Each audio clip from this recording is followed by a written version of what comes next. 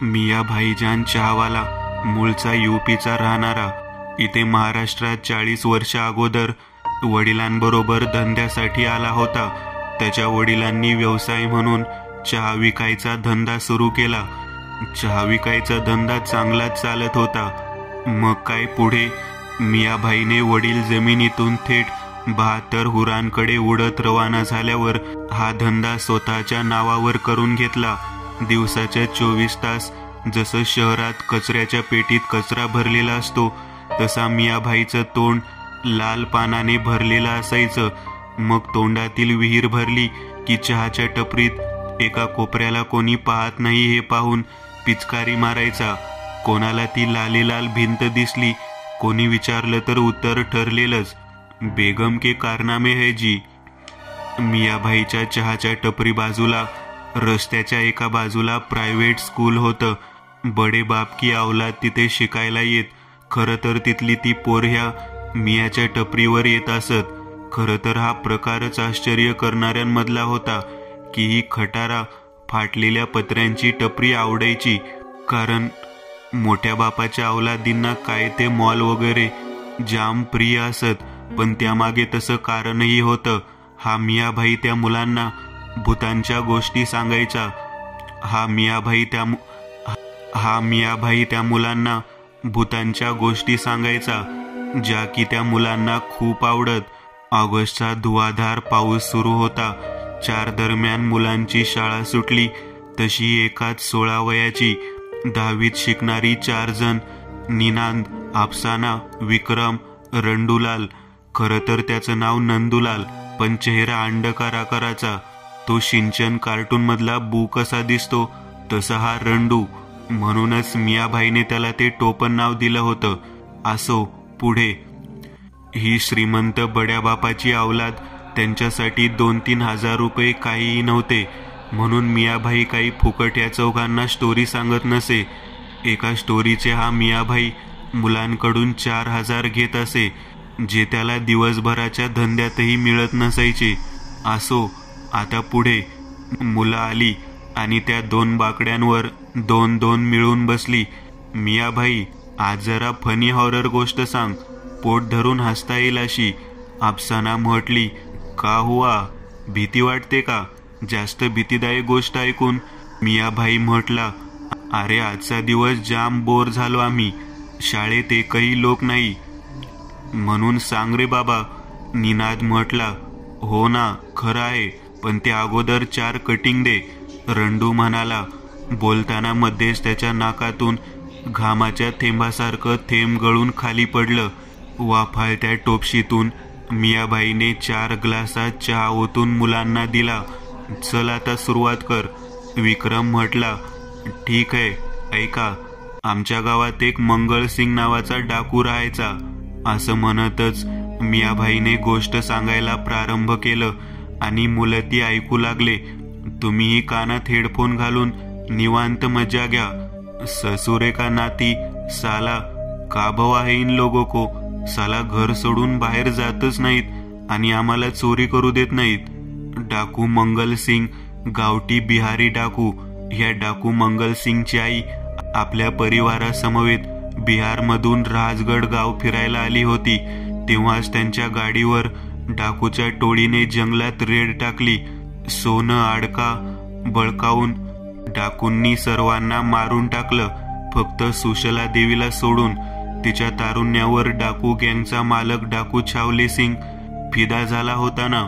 त्याने सुशला देवीशी तिच्या असहमतीने लग्न केलं, पण वर्षभरातच तिचा विरोध टलला. सुशला देवीला डाकू छावले आवडू लागला. मग कालांतराने प्रेमाची कळी फुलली व त्या दोघांनाही हा विडा प्राप्त झाला. डाकू मंगलसिंग, त्याच्या अंगी आईबाप दोघांचे गुण आले होते. तो भाषा मराठी आणि बिहारी मिक्स करून बोलायचा.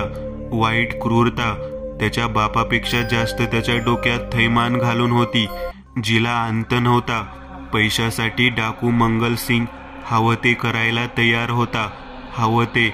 ह्या राक्षसी वृत्तीच्या हैवानाने कबरीमधून मेलेल्या मड्यांना उपसून काढलं होतं. मेलेल्या मड्यांवर घातलेले दागिने चोरलेले मग जिवंत माणसांना हा हैवान कसा सोडेल? पण म्हणतात गाढव ते गाढवच. मंगल जरी वाईट आणि पैशासाठी हावरा होता, तेवढाच आकलेने कमी होता. असो, पुढे. डाकू मंगलसिंग आता ह्या क्षणाला एका गुहेतल्या तळघरात एका चौकोनी दगडावर बैठक मारून बसला होता. खरं तर ह्या डाकूचं ठरलेलं एक ठिकाण कधीच नसायचं. दर 2 दिवसांनी तो आपल्या ताफ्यासहित जागा बदलत असे. तळघरातल्या मोठ्या मोठ्या पाषाणी खांबावर मशाली पेटल्या होत्या. त्याचा पिवळसर प्रकाश त्या तळघरात पडलेला. त्याच्या पुढे 7-8 टोळीचे मेंबर्स उभे होते. अंगावर निळसर हिरवा लाल शर्ट, खाली पांढरट धोती, पायात काळी बूट आणि खांद्यावर बुलेट, बंदूक आणि तिच्या गोळ्यांची लाल रंगाची कव्हर असलेली मॅगझिन अंगावर तशी घातली होती. त्या प्रत्येकाचं वस्त्र मॅचिंग होतं. ससुरे का नाती? डाकू मंगलसिंग मोठ्याने ओरडत म्हटला. तळघरात ठिकठिकाणी मशाली अडकवलेल्या. त्यातल्याच एका जळणाऱ्या मशाली पुढे तो उभा होता. त्या तांबड्या मशालीचा उजेड त्याच्या तोंडावर पडला होता. भरदार मिशा, डोळ्यात काळं काजळ व वटारलेले ते डोळे. साला, पार वाट लागली. लोक बाहेर जात नाहीत आणि आपण चोरी करू शकत नाहीत. जर असंच होत राहिलं तर काही वर्षात आपल्याला भीक मागावं लागल. एवढं बोलून डाकू मंगलसिंग एकदम शांत झाला. त्याच्या डोळ्यांसमोर एकदमच भविष्यकाळातील स्वप्न दिसू लागलं. त्याला स्वप्नात तो रस्त्यावर फाटक्या चिंध्या झालेल्या कपडात भीक फुटपाथवर मागताना दिसत होता. देवाच्या नावावर 1 रुपया दे रे. लागोपाठ एकच वाक्य बोलत तो हातातला कटोरा समोरून जाणाऱ्या लोकांसमोर हलवून भीक मागत होता. रस्त्यावरून जाणारी लोक मात्र पैसे टाकत नव्हती. तेवढ्यात त्याच्या कटोऱ्यात 500ची नोट पडली. बा! डाकू भिकाऱ्याच्या थोबाडावर 500ची नोट त्याने कधी बघितली नसल्यासारखं हसू फुटलं. 500 रुपये! हसत हसत त्याने ते पैसे हातात घेतले. तोंडाचा आ वासून तो त्या नोटेला पाहून घेत होता. नोट पाहून घेताना त्याच्या गालांवर लहान मुलांसारखं हसू उमटलं होतं. कसं तरीच हसत त्याने वर पाहिले. पैसे कोणी दिले हे त्याला पाहायचं होतं. हसतच त्याने वर पाहिले तसं त्याचा आनंद गगनातून झटक्यात खाली आला. डाकू मंगलसिंगच्या पुढ्यात एक पिशाच म्हातारा उभा होता. पैक पाहिजेल, पैक पाहिजेल. दात विचकत ते ध्यान हसलं. त्याचे सुळ्यासारखे दात पाहून डाकू भिकारी गारटला. उभ्या मणक्यातून भीतीचा स्फोटच झाला. प्राणभयाने तो ओरडला. त्याची आत्मा घशाखाली आली होती. हातात धरलेली नोट घरंगळत खाली आली. त्या म्हाताऱ्याने आपले दोन्ही हात हवेत फेकत डाकू भिकाऱ्याच्या खांद्यावर ठेवले. मान थोडी वाकडी करून ते सुईसारखे टोकदार दात गळ्यावर टेकवले. आबा, आबा! झटक्यात डाकू मंगलसिंग स्वप्नातून बाहेर आला. होळी जळता वेळेस तोंडावर हात मारून ओरडावं तसा तो ओरडत होता. किसन्या बसण्या मंगलच्या खांद्यावर हात ठेवत ओरडत होते. असं अचानक आपल्या सरकारला काय झालं हे त्यांना काही कळत नव्हतं. सोड, सोड मला! प्रथमच मंगलच्या तोंडून शब्द बाहेर पडले. अरे बसण्या, सरकारला काय होतंय रे? किसण्याचा स्वर. मला वाटते सरकारला जाक आले. सरकारला कोण्यातरी भूताने झपाटले सपनात. बसण्याने किसण्याकडे पाहिलं. मग आता काय बसण्या? मग आता एकच उपाय आहे बघ किसण्या. आणि तो काय बरं? तो. बसण्या एक गालात हसला. त्याने कंबर वाकवून पायातलं बूट काढलं. मग सॉक्सही काढलं. 2 हाताच्या चिमटीत पकडत त्याने दुसरा हात स्वतःच्या नाकावर ठेवला. बसण्या हसला. अरे बा, हे काय करतो? अरे मरल त्या वासानं सरकार. किसण्या त्या सॉक्स पासून 4 हात दूर राहून म्हटला. बसण्या पायातला सॉक्स 2-2 महिने धुवत नसायचा. ज्याने त्या सॉक्सला पॉइझनिंग स्मेल यायची. बेशुद्ध अवस्थामध्ये गेलेलं माणूस जाग होण्यापासून ते मेलेल्या माणसाला जिवंत करायला सुद्धा हा सॉक्स कामी यायचा. याच्या नुसत्या वासानेच पक्षी, किडे, मुंग्या वारुळात दम तोडायच्या. अरे गप, नाहीतर पहिला झटका तुलाच देईन. बसण्याने तो सॉक्स किसन्याला घाबरवण्यासाठी त्याच्या दिशेने पुढे केला. नाऊ नाऊ, बसण्या पुढं न येऊ. किसन्या जरासा मागे झाला. बसण्याने डाकू मंगलसिंगकडे पाहिलं. तो येड्यासारखा हवेत हातवारे करत होता. त्याच्या उघड्या डोळ्यांपल्ल्याड भय स्वप्नाची दृश्य झळकत होती. त्याच्या मनाला भीतीपोटी त्या कल्पनेने एक विक्षिप्त, आघोरी, अभद्र रूप दिलं होतं. त्या जाळ्यात तो फसला होता. सरकार, बसण्याने असं म्हणतच हातातला सॉक्स डाकू मंगलसिंगच्या नाकावर ठेवला. सॉक्सचा तो अंमली, खवट, घाणेरडा वास मंगलच्या नाकपुड्यांमधून वाकडं तिकडं वळण घेत मेंदूत शिरला. त्या वासाने मेंदूला झिंझिण्या आल्या. डोळे झपकन उघडले गेले. छी! एकच उद्गार बाहेर काढत मंगलने आपला एक बलदंड भाऊचा बसण्याच्या पाटणात बसवला. आई, आई करत बसण्या 2-3 फूट मागे जाऊन जमिनीवर पडला. खाली लाल माती होती. मातीवर पालापाचोळा साचला होता. बसण्यात त्याच लाल माती आणि पालापाचोळ्यावर पडला. वेदनेने तो कळवळत होता. डाकू मंगलचा एक हात म्हणजे हातोडा होता, जो त्या हाडकुळ्या बावल्याचा देह कसं सोसू शकणार. त्याच्या एका बुक्कीनेच बसण्याच्या पाठीचा कणा खुळखुळ्यासारखा खळखळ वाजू लागलेला. बसण्याचे हात लाल मातीत अलगद रुतले. त्याच हातांना मातीखाली कसला तरी स्पर्श झाला. जाडसर, थंडगार स्पर्श, अलंकाराच्या देहाचा, एक हारासारखा. आत काय हे? बसण्या स्वतःशीच पुटपुटला. त्याने माती एका हाताने उकरायला सुरुवात केली. माती भुसभुशीत होती, अलगद उकरता येत होती. डाकू मंगलसिंग व किसन्या दोघेही बसण्याकडे पाहत होते. त्या दोघांनाही तो काय करत आहे हे कळत नव्हते. हे बसण्या, अरे लेका, काय करत आहेस रे? काय कुत्रं चावून आला आहे का? किसन्या हसत म्हटला. पण त्याचं हसू सेकंदाभरच टिकलं आणि पुढच्याच क्षणाला त्याचे डोळे आश्चर्याने विस्फारले. डाकू मंगल सुद्धा आवासून पुढे पाहत होता. बसण्याने जमिनीतून हात बाहेर काढला. आता त्याच्या हातात एक जाडजूड सोन्याचा हार होता.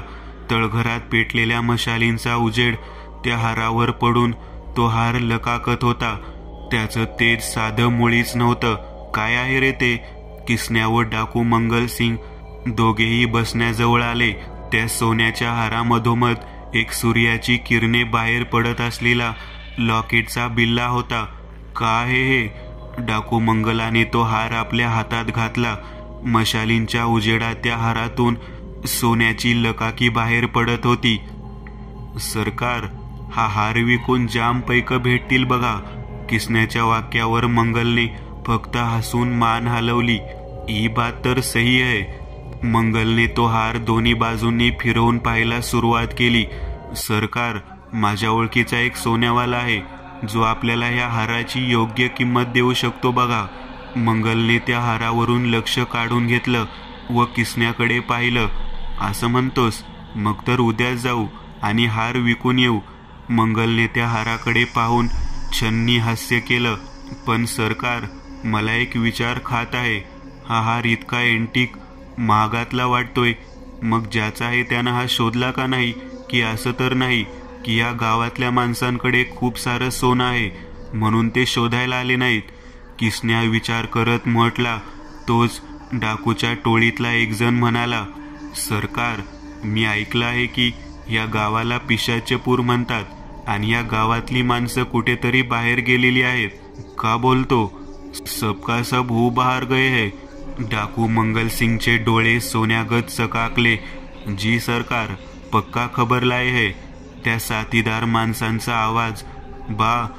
मंगलच्या गाला तोंडावर असलेल्या काळ्या मिशांमधून त्याचे तोंडातले सफेद दात हसताना दिसले. लिंबू काडीची कमाल. अजून काय? ही तो बहुत अच्छी खबर लाये हो. मंगल दगडावरून उठत जागेवर उभा राहिला. किसना जवळ चालत आला. किसना दोन्ही हात जोडून उभा मंगलकडे दात विचकत हसत पाहत होता. गावातली माणसं वापस यायच्या अगोदर आपण त्यांचं घर लुटून टाकू सरकार. बसण्याचा आवाज. किसन्या, बसण्या, दोघेही जुळे भाऊ, अंगयष्टीने अगदी कुपोषित काडी पैलवान, शरीर यष्टी सहितच दोघांचेही विचार मिळते जुळते होते आणि हे दोघेच मंगलसिंगच्या जवळचे होते. बा का दिमाग लगाबे हो बसन्या. डाकू मंगलने बसण्याच्या खांद्यावर हात ठेवला. आता एवढीशी गोष्ट त्यात डोकं लावायची काय गरज. घरात कोणी नसल्यावर चोरी करायला फायदा नाही होणार तर काय होईल. पण मी म्हटलं ना, हा डोक्याने थोडा कमी आहे आणि त्याची डाकू गँगही. चला तर साथियांनो, पिशाच्यपूर लुटून येऊयात. डाकू मंगलसिंगने त्याची बंदूक उचलत हवेत धरली व धाड आवाज देत बार उडवला. पण ते सर्व गुहेत तळघरात असल्याने वरून काही एक दोन मोठे खडे येऊन त्या सर्वांच्या कपाळावर बसले. सासुरे का नाती, कौन तिरडी पे बैठने की हिम्मत करतोय, कोण दगड मारतोय हमको. मंगलसिंग गरजला. कोण आहे रे? सरकारच्या दगड मारतो, समोर ये साला. किसने त्याची पिंजरा झालेली छाती फुगवून म्हटला. पण पुढे असलेल्या माणसातले सर्व खाली मान घालून उभे होते. त्यांच्याही डोक्यावर दगड पडले होते. ठीक है, बाद में देख लेंगे. अभी अत्यंत आवश्यक वेळ वाया घालवायला नको. चला. एक एक करत ते सर्व तळघरातल्या पायरीवरून काळ्या बुटांचा धप धप आवाज करत वर चालत गुहेबाहेर पडू लागले. ती 7 जणांची टोळी अंगावर काळी घोंगडी ओढून पिशाच्यपूर अंधारात भूतासारखी लपत छपत जात होती. गावातली सिमेंट मातीची घर, सिमेंटचे रस्ते, सगळं काही भकास पडलं होतं. रस्त्यांवरचे बल्ब आपला प्रकाश मानवी देहावर टाकण्यासाठी आसुसले होते. का बे, इतना सन्नाटा का है? त्या काळ्या घोंगडीतून आपलं भरदार मिशांचं तोंड बाहेर काढून डाकू मंगलसिंग म्हणाला, सरकार, मला वाटतं इथं ती रक्त पिणारी भूत असतील म्हणून बाहेर कोण दिसत नाही. किसन्या भीत म्हटला. तोच बसण्या किसन्यावर खेकसत म्हणाला, नाही सरकार, सगळे माणसं फिरायला गेल्यात, ह्याचं ऐकू नका. डाकू मंगलसिंगच्या मागेच बसण्या घोंगडीत तोंड लपवून उभा होता. ऐसन बात है का? सरकार, एक एक घर लुटूयात, लय पैसा भेटल बघा. हा ठीक आहे, काही भेटलं तर वापस निघू. डाकू मंगलसिंग मिशीवर ताव देत म्हटला, ना सरकार, अशी वेळ पुन्हा येणार नाही. आपण डाकू आहोत. माणसं नसतील तर तेवढेच आपलं काम सोपं होईल ना. सगळा गाव पिंजून काढू, काही ना काहीतरी हाती लागेल. बसने आपलं डोकं लावत म्हणाला. तोच किसन्या डाकू मंगलच्या कानाजवळ येत मोठ्याने बोंबलत ओरडला, सरकार, सासुरे का नाती, चिल्ला काय रहाय बे. माफी माफी सरकार, माफी सरकार, तिकडं बघा. किसन्याने डाकू मंगलसिंगला पुढे पाहायला लावलं. पुढे एक सरळ मार्गी सिमेंटचा रस्ता होता. रस्त्याच्या दोन्ही बाजूंना घरे आणि मोठमोठे सिमेंटचे सरळ खांब होते. त्यावरून चालू लाईन्स गेल्या होत्या आणि तिथे लाईट सुद्धा लावली होती, ज्याचा प्रकाश खाली रोडवर पडला होता. त्याच प्रकाशात एक हाडकुळा म्हातारा चालत पुढे येत होता. त्याच्या अंगावर सोनंच सोनं होतं. गळ्यात जाडी सोन्याची चैन, हातात सोन्याचे कडे, बोटांच्यात अंगठ्या, तोंडातली कवळी सुद्धा सोन्याच्या दातांची होती. वरच्या उजेडाने त्याच्या अंगावरचं सोनं चमकत होतं. ती चमक डाकू मंगलसिंग किसन्या बसण्याच्या डोळ्यात चमकली. पकडा रे या सोन्याच्या थेरड्याला, पकडा. मंगलसिंगच्या वाक्यावर त्याच्या साथीदारांनी त्या म्हाताऱ्याला घेरलं. ओ म्हाताऱ्या बाबा, एक साथीदार. काय रे? तो म्हातारा, त्याचा आवाज जरासा घोगरा होता. अहो, एवढं सोनं कशापायी घातले अंगावर? का तुझ्याशी मतलब? तो म्हातारा उद्धटपणे म्हटला. अहो तसं नाही म्हाताऱ्या बा, तुमचं एवढं वय झालंय ना, कधी अटॅक येऊन मरसाल समजायचं नाही. त्या साथीदाराच्या वाक्यावर बाकीचे घोंगडीत लपवलेल्या तोंडाने फिदी फिदी हसले. सर्व मुलं सुद्धा खी करत तोंडावर हात ठेवून हसू लागले. मिया भाई, पुढे काय झालं? लवकर सांग, निनाद म्हटला. सर्व मुले सुद्धा उत्सुक नजरेने मियाभाईकडे पाहत होती. पुढे? मियाभाई सांगू लागला. त्या सर्वांच्या वाक्यावर त्या पिशाच्या म्हाताऱ्याला राग येण्याऐवजी एक आसुरी आनंद झाला. त्याच्या काळसर ओठांवर हास्य पसरलं. अरे अटॅक येऊन मरायला माझं हृदय तर सुरू पाहिजे, तो म्हातारा पुन्हा घोगऱ्या आवाजात म्हणाला. त्यावर त्या साथीदाराने न समजून बाकीच्या साथीदारांकडे पाहिलं. म्हणजे काय म्हणायचंय तुला? अरे तू थांब. त्या पहिल्या साथीदाराला दुसऱ्या एका साथीदाराने मागे सारलं. अरे वय झालेलं म्हातारं हे, काय बी बरळते. आधी थोडी खेचूया ह्याची आणि मग खल्लास करू वाटलं तर, तो दुसरा साथीदार पुटपुटत म्हणाला. त्याचं बोलणंही सर्वांना पटलं. दुसऱ्याची थेर उडवणं, चेष्टा मस्करी करणं हे सर्वात मोठं पाप आहे. परंतु पापी मनाच्या विकृत बुद्धी लाभलेल्या मानवाला ही विकृतीची कीड खूप आवडते. एखाद्याच्या दुःखावर हसणं, त्याची थेर उडवणं आणि त्यातून मिळणारा आसुरी आनंद म्हणजे एक नशाच असते. परंतु आज ह्या क्षणाला त्यांची विकृतीची वाईट सवय त्यांच्या अंगी नडणार होती. त्यांना भोगायला येणार होतं. कारण या सगळ्यांनी ज्याला म्हातारा म्हणून घेरलं होतं तो कोणी म्हातारा मुळीच नव्हता, तर सैतानाच्या हुकुमावर चालणारा एक पिशाच्य होता. मृत, जे रक्ताच्या तहानेने गावात भटकत होतं. रक्त मिळेल का? रक्त प्यायला रक्त मिळेल का? असं भिकाऱ्यासारखं दारात जाऊन ओरडत होतं. त्याचा तो घोगरा आवाज ऐकून घरातल्या बायका दार बंद करून घरात लपून बसल्या होत्या. पण आता त्या पिशाच्याच्या हाती लॉटरी लागली होती. शिकार खुद शिकाऱ्याच्या हाती लागले होते. काय रे म्हाताऱ्या बा, हे सोनं खरं आहे का? न समजल्यासारखं तो म्हातारा घोगऱ्या आवाजात इतकंच म्हणाला. अरे सोनं खरं आहे का सोनं? त्या साथीदाराने म्हाताऱ्याच्या गळ्याला हात लावला. हा खरं आहे खरं. तो म्हातारा, असं? मग एक दाखव की काढून. मी सोनाराचं काम करतो, बघू खरं आहे का? त्या साथीदाराने आपल्या बाकीच्या साथीदारांना डोळा मारला. तसे ते बाकीचे दात काढत हसू लागले. ससुरे का नाती, का करत है ये लोग? दूर काळोखात एका झाडाखाली मंगलसिंग, त्याच्या बाजूला किसन्या बसण्या उभे होते. ऊ बुडवा का मजा लई रहे सरकार. बा फिर तो हमको भी जायला पाहिजे ना. चला. ना सरकार, आपण इथनच मज्जा बघूयात की. तुम्ही सरकार आहात ना, मग तुम्ही असं साथीदारांच्यात जाऊन उभं राहणं चांगलं नाही दिसत, किसन्या म्हणाला. त्याच्या वाक्यावर मंगलची मान गर्वानं ताड झाली, जिराफा एवढी.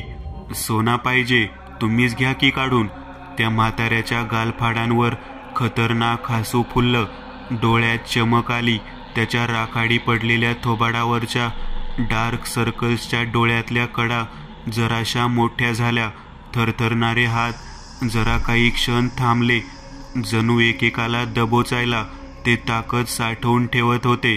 थांब रे, मी जातो, माझी आयडिया आहे. तो दुसरा साथीदार पुढे आला. घे काढ ती चेन. त्या म्हाताऱ्याच्या तोंडातून बोलताना हलकेच हावरटासारखी लाळ गळाली. त्या मानवाच्या कातडीच्या आतल्या ताज्या रक्ताचा वास त्याचं डोकं सटकवत होता. त्याच्या चेहऱ्यावरचे भाव झरझर बदलले जात होते. मी काढतो. तो दरोडेखोर 2 पावलं पुढे आला. हो तू काढ, मी पुढे येऊ का पण? त्या म्हाताऱ्याच्या वाक्यात परवानगी होती. अरे असा विचारतोय काय म्हाताऱ्या बा, ये की पुढं. नकळत का असेना, चुकी घडलीच. जे नको व्हायला तेच झालं. आमंत्रण मिळालं. तो म्हातारा 5 पावलं झपाट्यात पुढे आला.